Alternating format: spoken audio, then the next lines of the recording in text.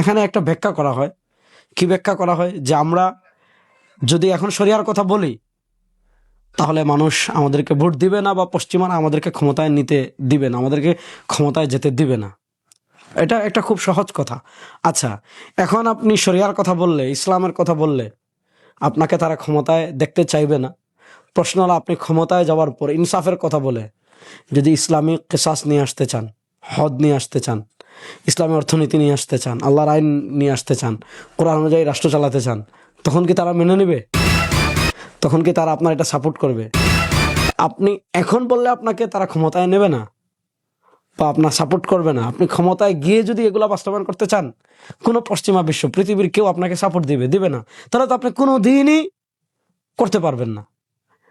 তাহলে কোনোদিন যেহেতু করতে পারবেন না, তাহলে আপনি বলেন যে আমরা অন্যান্য রাজনীতির মতো আমরাও রাজনীতি করি। আমরা যেহেতু আপাতত এর চেয়ে বিকল্প অপশন গ্রহণ করতে পারছি না, নির্বাচন করছি, এর জন্য আমাদের কমিটমেন্ট, আমাদের বক্তব্য এখানে স্পষ্ট যে আমরা শরিয়াকে প্রাধান্য দেব, শরিয়া অনুযায়ী রাষ্ট্র চালাবো।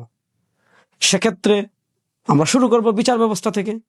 কারণ বাংলাদেশে যত অন্যায় আছে, যত অবিচার আছে, যত খুন আছে, এগুলার বেশিরভাগ দায় হলো আমাদের প্রচলিত বিচার সিস্টেম।